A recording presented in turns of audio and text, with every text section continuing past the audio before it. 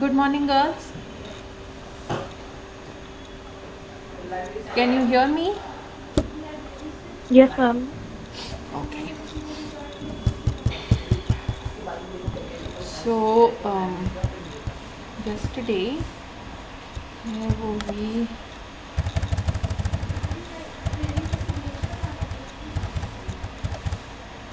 Hmm.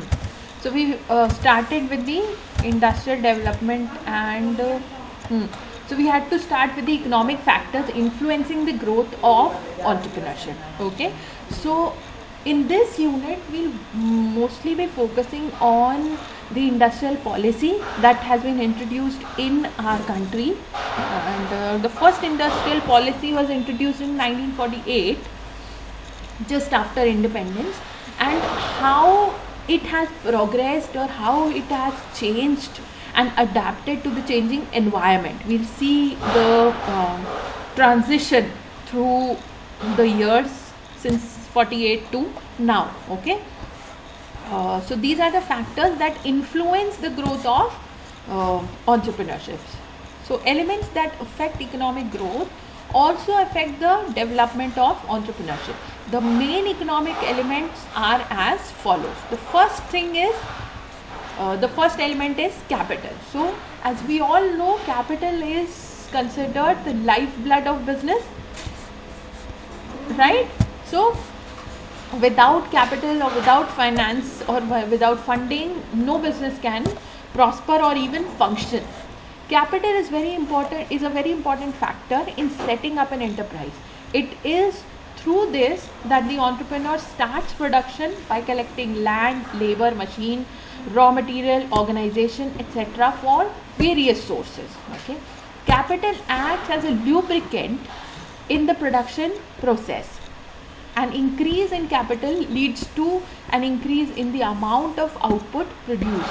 Okay, so increase in capital leads to increase in amount of output produced, and this increases profit.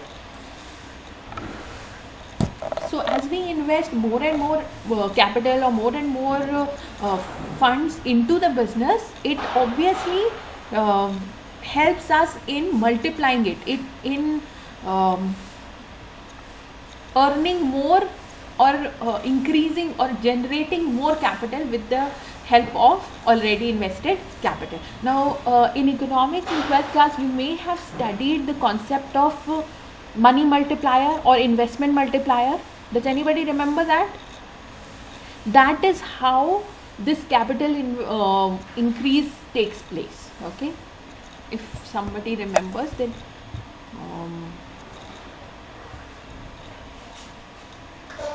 so an increase in capital leads to an increase in amount of output produced, and this increases profit. Increase in profit leads to increase in living standards and capital formation. So as we earn more and more, as normally if we don't even talk about entrepreneurship, generally if a person's income increases, their living standard, their choices, their way of doing things is improved. Capital formation and sustainable supply of capital helps in entrepreneurship development. Okay, so capital is the first and foremost influencing factor on entrepreneurship growth. Then we come to labor. The quality of labor also affects the development of entrepreneurship. Division of labor. Now, by quality of labor, we are referring to the skills of a labor. There are three types of labor.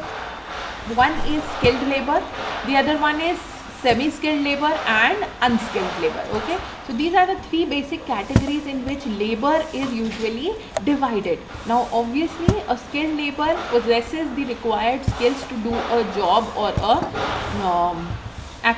activity. Okay, semi-skilled is in the process of getting skills. Okay, they can learn or they know some parts of doing a job, and unskilled laborers are those who have no training at all. Division of labor is an important element of economic development. The division of labor improves the productivity and workers and increases not only the quality of production but also the standard of living of the workers. Okay, so division of labor is refers to we divide the labor on the basis of their skills. Okay, for working on economic development or contributing to economic development. So division of labor improves productivity. Now, if we mix unskilled labor and skilled labor in one process, it will be difficult for us to get the benefit of skilled labor. Okay. For example, if a skilled labor can produce 10 units in 1 hour and an unskilled labor can produce only 3 units in an hour, the skilled labor, the benefit that we are getting with the skills of the skilled labor, we will not be able to enjoy because of the lack in expertise or lack in skills of unskilled laborers. Okay, so skilled laborers are responsible for activities or for jobs that are more crucial, that enhance the quality of the product usually. Okay, and unskilled laborers are given smaller jobs or jobs which they cannot spoil. Okay, and they are also given training on the job sometimes. Then the problem of labor, like scarcity or excess, does not affect entrepreneurship. Labor shortage due to labor saving devices can be used and capital incentives can be observed. So capital incentive technique, there are two types of techniques of production. One is capital intensive, one is labor intensive. So labor intensive means we use labor as the main producing factor, or we depend on labor for the most part of production. Okay, and capital intensive means we depend on machinery or equipment for most part of the production.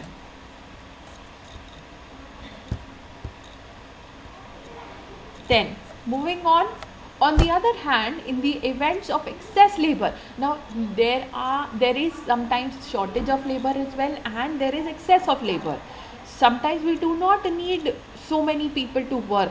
Okay, and that is why usually lower level employees or lower level workers that are known as daily wage earners are kept on a daily wage basis.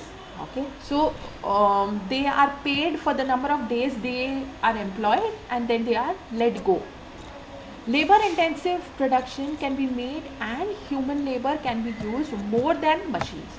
The US and China respectively can be considered examples of these production techniques. Okay, so in these countries these two techniques are very popularly used. Like in US there is very less amount of people, or a very less number of people who are present to work. Okay, they have a very small workforce. That is why labor is very expensive there. So they depend mostly on capital intensive techniques. But when we compare it with China, China has a very huge population base. Okay, as you may know, it has the largest population in the entire world. So China is basically based on labor intensive techniques. Okay, understand everybody? Yes, ma'am. Then moving on, the third influencing factor is land. The availability of land affects the development of entrepreneurship. Success depends on the size of land, quality of land, location, etc. In the industrial unit, the availability of land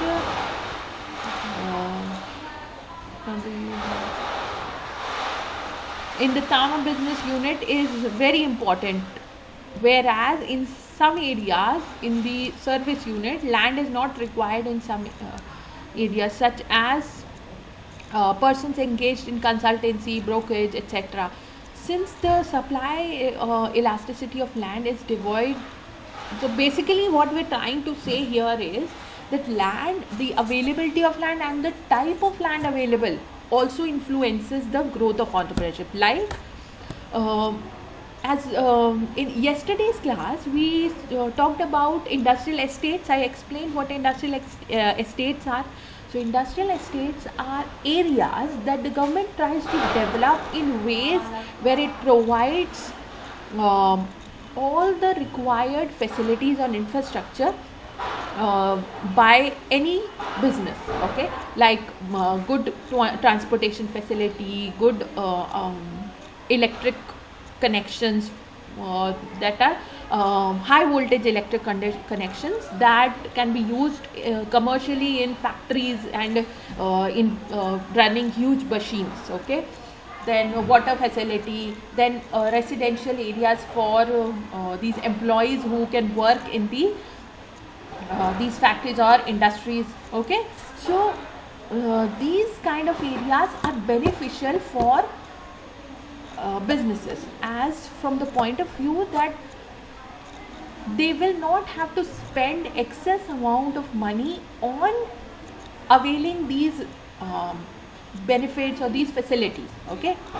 But if we choose an area which is very much in the rural or interior villages, it will cost us more to gather or assemble all the resources that we require for a business to function, okay.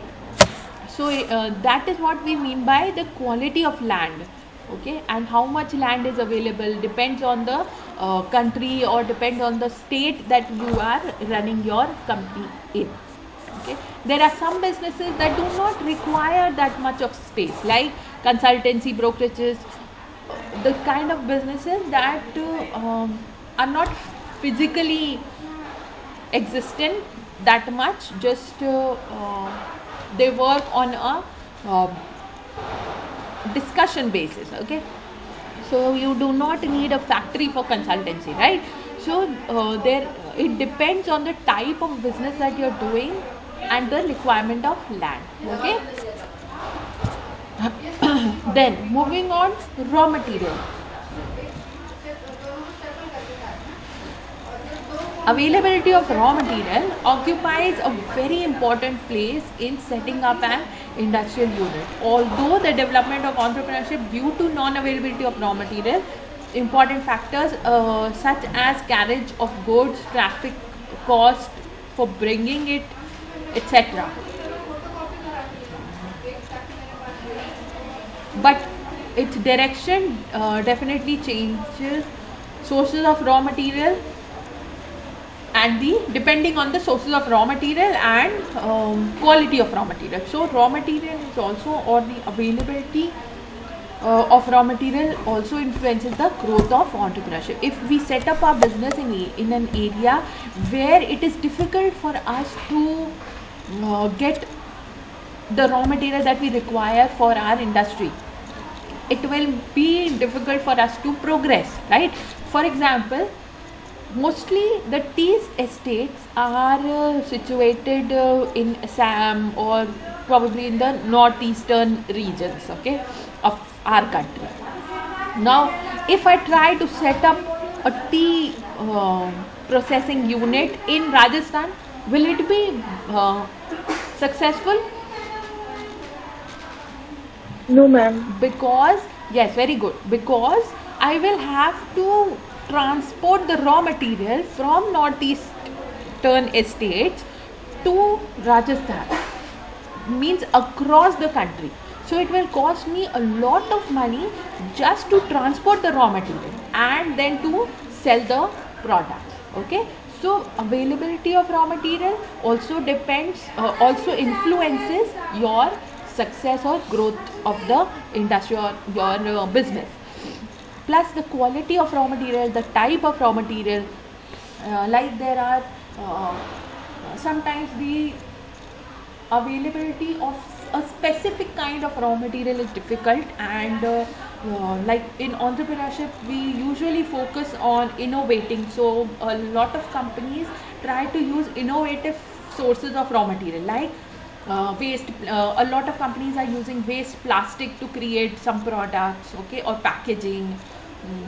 Then we did discuss about the classmate registers, what kind of raw material they use. I did discuss in your class as well, right? Yes or no? Yes, ma'am. So, one second. So raw material also influences your entrepreneurial growth. Then market. Both the size of the market and its structure affects the entrepreneurship. It is very easy to produce, but the goods produced are equally difficult to sell. So market, the type of market that you are in, or the structure of market, is also a very big influencing factor on whether your enterprise will progress, or the progress would be slow.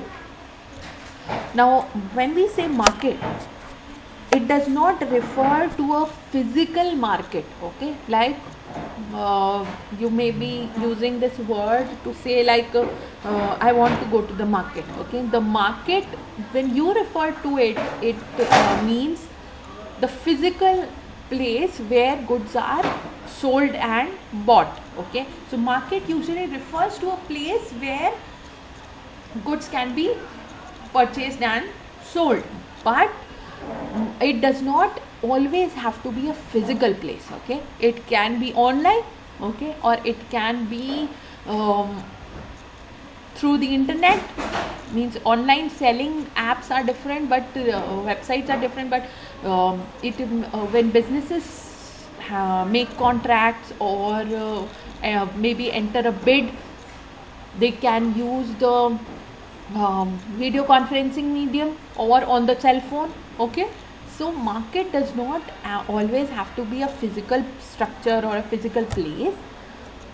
So the size of market refers to the number of customers, or the number of potential customers that are existing in the market. That is what we mean by size of market. Now, structure of market, you may have studied the types of market in previous classes. Does anybody remember what were the types of market that you were taught?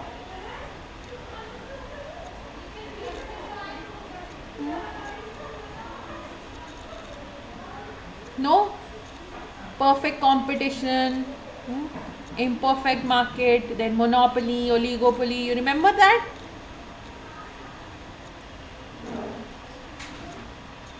Yes. So that is what they mean by the type of market. So depending on what kind of product you are producing, or what industry you are entering in,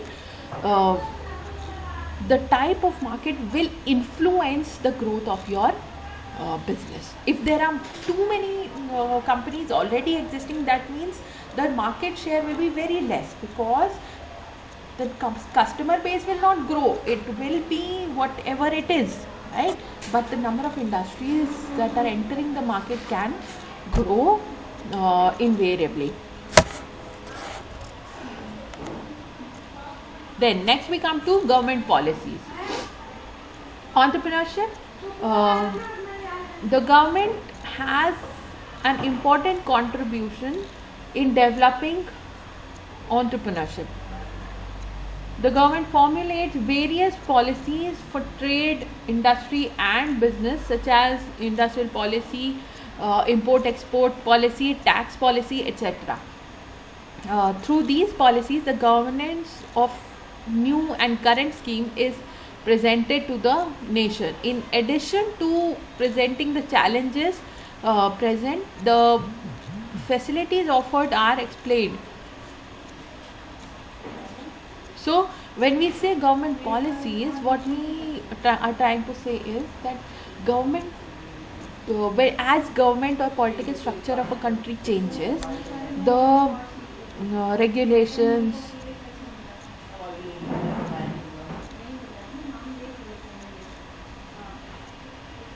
so government policies basically, so the government policies or rules and regulations also change depending on the type of market or the type of organization that is running the government. Okay, the party or the type of policies that the government believes in. Okay, like currently in India, the type of government that is existing is mostly focused on growth of industries or growth of business. Okay, or economic development.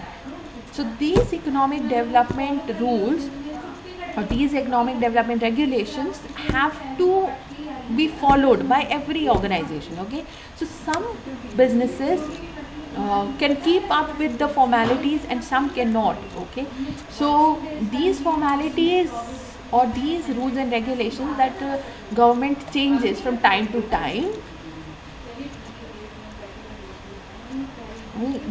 that the government changes from time to time. Ma'am मेरे को एक भी समझ में नहीं आ रहा, please.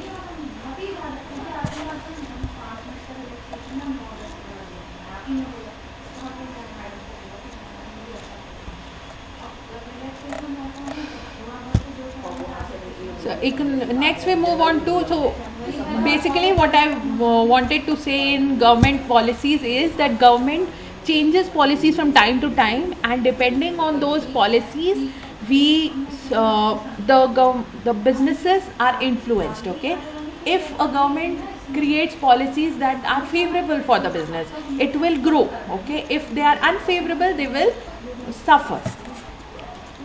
Next we come to economic environment. In affecting the development of entrepreneurship, price and income level, capital investment and amount of saving, economic stability, labor conditions, technology department, technical research, etc. Have an important place in the economic trends of the nation. Okay, that is determine the state and direction of the business. So economic environment, what is the current economic environment that we are functioning in. Okay, so affecting the development of entrepreneurship, basically what we are trying to discuss here is the price and income level. Okay, depending on the current structure of the country or the economic condition of the country, the fluctuations that occur in the business cycle, there are various price levels that exist in the market or in the economic structure. Okay, now these price levels also affect the income level as well, and these changes, the changes in level of income and price affect the working of the business. Okay, the prices, the cost, all is affected due to the economic environment. Then infrastructure facilities, the so what is the level or current state of infrastructure in our country, that is also an influencing factor on entrepreneurship. If there are a good amount of infrastructure facilities available in the country, it will be favorable, or the growth the businesses will show growth in entrepreneurship. And if it is unfavorable, if the government is not able to build the proper transportation facility, proper communication channels, proper electricity or electrification of rural areas, it will become difficult for the businesses to function or run in the long run. Then supporting institutions, technical knowledge for the development of entrepreneurship, marketing, training, machinery, modernization, export, etc. in the areas of supporting institutions are needed. Apart from this, the development of various types of survey products, providing consultancy, the development of industrial areas and export areas, etc. are also carried out by these institutions. These institutions contribute significantly in entrepreneurship development in India. So supporting institutions, there are various departments that are formed by the government, and there are various private organizations as well that help businesses in providing assistance and facilities that any business would need. Okay, there are some departments that have been set up by the government to provide specific assistance or specific need based training. It may be marketing, it may be consultation. Okay, or maybe providing the right type of employees or staff for a business. All of these support activities are also an influencing factor on the growth of entrepreneurship.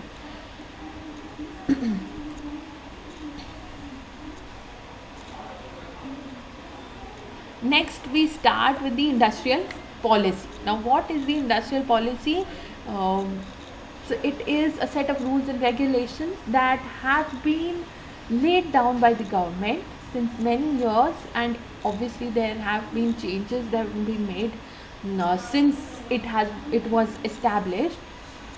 And these rules basically deal with the promotion and smooth functioning of the business infrastructure in our country.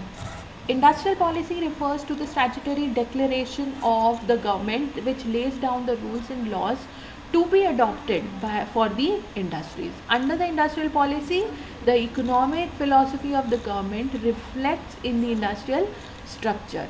There are guidelines that determine the policy of the society. In determining this policy, many elements are kept in mind.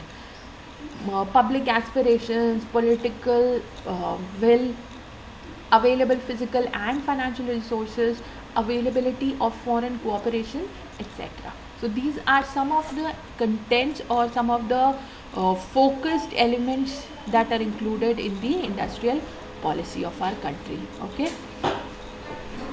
Before independence in India, till the government had no clear industrial policy, whatever policies were adopted by the British government due to circumstances could not lead to balanced industrial development of India, which had to suffer after the end of the war. Now, when British government had the rule over India, means at the time of colonialization, what they did was our industrial policy or business structure suffered a lot at that time. Okay, the Britishers, what they did was they tried to kill our basic handicraft structure or handicraft industries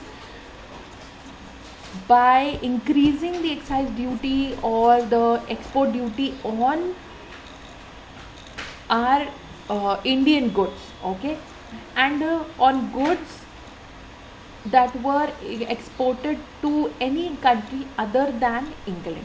Okay, so it counted for excess cost, and also any products that were imported from England to India did not have to bear any import duty, and from any other country if there were imports there was very high import duty.